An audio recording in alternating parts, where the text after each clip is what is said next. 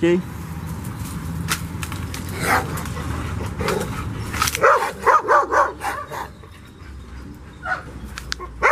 Aqui. Isso, garoto. Muito bom. Muito bem. Senta. Fica.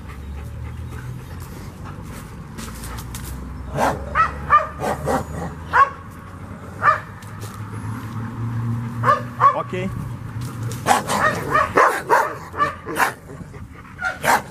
Então aqui, o que eu estou ensinando para o meu cão? Que a liberação, o ok, que é o comando de liberação, está associado a ele usar o focinho dentro de uma situação de outros cães latindo. Então ele deixa de fazer o visual e começa a trabalhar o focinho. Ok?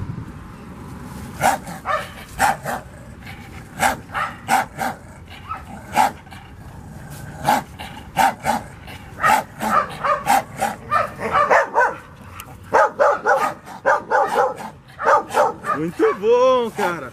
Muito bom. E sempre fazendo uma conexão com você. Muito bem, moleque. Vamos passear, vamos passear. Vamos passear. Isso, garoto. Isso, garoto. Muito bom. Senta. Aí, moleque. Deita. Muito bem. Senta. Isso. Vai passear, vai passear.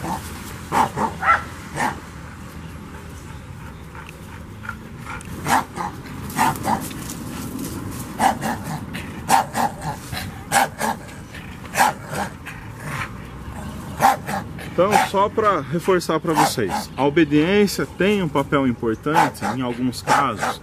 Tem sim, tá? Precisa ser um cão super, hiper obediente? Não necessariamente, o cachorro precisa ter um controle.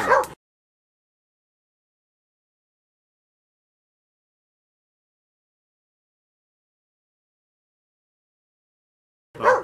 Ter esse controle é bom, aí eu consigo fazer essas associações com ele. Tá? Então, para recapitular, alguns cães, primeiro controle, trabalha numa situação separada, controle, controle, controle, depois você coloca ele nessas situações. Um cão já muito reativo, na hora que você trabalhar o controle, vai ter conflitos de motivações ali? Vai, mas ele já sabe que se ele obedecer, ele ganha coisas boas. Então a tendência é que ele saia desse estado mais rápido do que se você não tivesse trabalhado obediência. E em alguns casos você só vai trabalhar direto, sem necessariamente obediência. Então regras são difíceis da gente colocar, tá bom? São bem difíceis da gente colocar. A gente tem que avaliar o contexto e trabalhar com os protocolos e conceitos comportamentais e colocá-los em prática.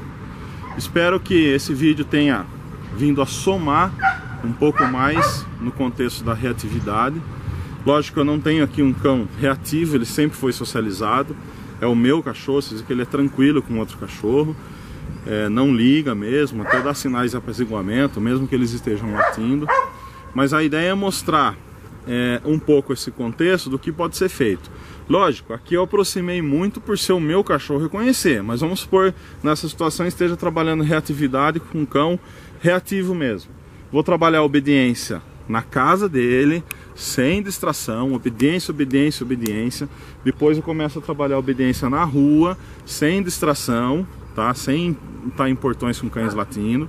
Depois eu começo a trabalhar a obediência com ele lá na ponta, pode filmar lá na ponta.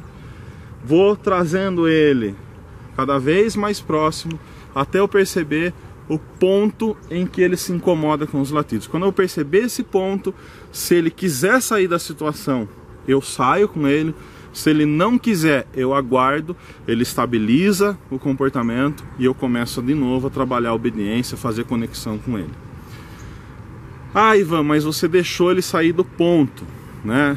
Você deixou o estresse subir. O ideal é que o cão não reaja. Lógico, o ideal é a gente treinar todos os cães na caixa de Skinner. Ele seria o ideal para todo treinador. Mas quando a gente fala de treinamento pet, com as variáveis que a gente encontra na rua, é praticamente impossível a gente ter controle 100% dos cães, tá? E pra gente ir conhecendo o limiar de distância, não tem como, é na prática. E aí você dá um passo a mais e o cachorro reage, fala, bom, eu errei. Eu não errei. Erraria se eu continuasse para frente, erraria se nesse momento eu fosse punir o cachorro. Enfim, esses são erros, mas você tentar estabelecer o limiar faz parte do processo. A partir disso, o que resta para nós praticarmos e termos mais experiência? Entender que entrou nesse estresse, é um estresse agudo, não é crônico. Estresse crônico, esse cão tem que sair da situação mesmo, não adianta ficar lá, não vai aprender nada. No estresse agudo, se você souber trabalhar as oscilações que existem de aproximação e evitação, e se você trabalhou previamente a obediência, ele vai ter saídas fortalecedoras, ele vai buscar mais essas saídas do que a situação de estresse. E você fortalece mais essas saídas em junção com esse contexto. Com o tempo, ele vai entender que esse contexto não é ruim, é bom, e você vai trabalhando esse limiar cada vez mais próximo.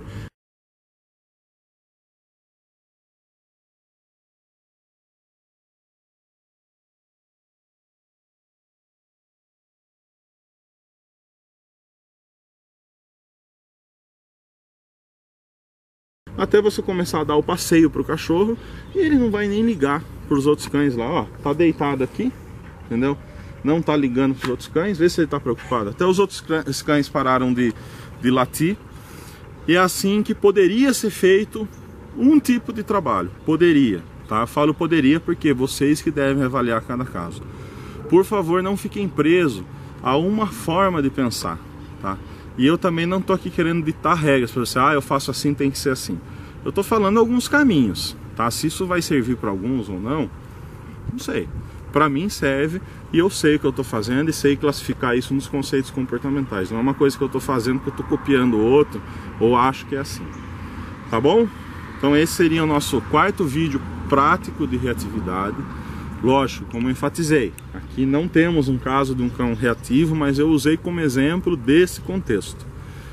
Beleza? Situações ideais são ótimas, mas vamos aliar ideal com prática.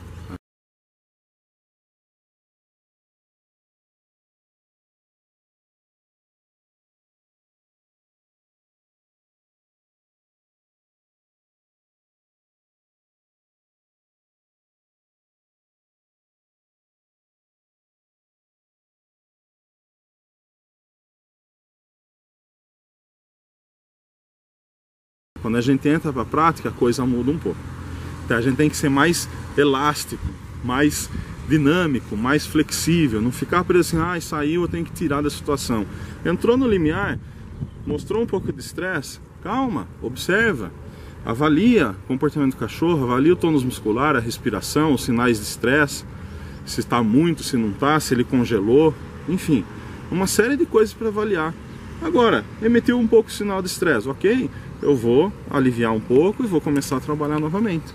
Senão dessa forma, gente, fica uma situação assim, o meu cão não pode ser frustrado, o meu cão não pode ter estresse. Bom, se não há um pouco de frustração e um pouco de estresse na aprendizagem, não há possibilidade de aprendizagem, tá? O conceito de aprendizagem envolve por si só níveis de estresse. Para mim soa tão absurdo como um pai que fala para o filho que não deixa o filho vivenciar as frustrações da vida e o estresse que a vida promove. Lógico que se o filho tem 2 anos, 3, 5 anos, eu não vou colocar ele o peso de um estresse dele se decidir o que ele vai prestar ou não no vestibular, né? Não é à toa que as pessoas vão para o exército a partir dos 18 anos, né? Porque nesse momento de desenvolvimento eles estão mais aptos a passar por algumas situações de estresse, diferente de uma pessoa, de um adolescente, pré-adolescente de 10 anos de idade, né? Saindo da infância e entrando na pré-adolescência. Então nós temos que repensar essa postura, aonde? Emitiu o sinal de estresse, emitiu alguns sinais, vamos tirar da situação. Se você faz isso com frequência, seu cão também aprende, tanto através da fisiologia de aprendizagem, como por condicionamento operante, que em situações de conflito para ele, se ele emite determinados sinais e evita, ele é reforçado negativamente nessa situação. Então nós temos que tomar cuidado com isso. Nem sempre eu devo aliviar para o meu cachorro, nem sempre eu devo dizer para ele, esse é o caminho. Muitas vezes eu tenho que controlar o caminho, mas lógico, sempre respeitando o cão e sempre lendo a situação. Mas se eu não souber o que eu estou fazendo, gente, é como a criança que não pode ser frustrada, né? Não pode sofrer estresse. A gente vai de alguma forma criar aí pequenos tiranos, né? Reis e rainhas, né? Que ditam as regras para os pais. Os cães ditam as regras para a gente. Se a gente ficar apegado só a esses sinais e apegado a um radicalismo de que ele emitiu esses sinais, eu tenho que sempre aliviar para ele, nunca deixar ele um pouco na situação, fazer com que ele assimile o contexto, ler sempre o cachorro e dar saída fortalecedora e trabalhar gradativamente isso, a gente sempre vai ter cão que vai ser reativo ou que eu não vou poder ter uma aproximação com outros cães e por aí vai.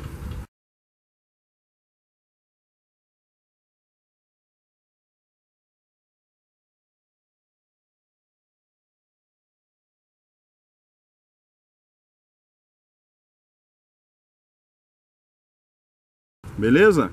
Então vamos repensar algumas posturas. Não é um bicho de 7 cabeças. Alguns casos são difíceis de treinar, outros nem tanto.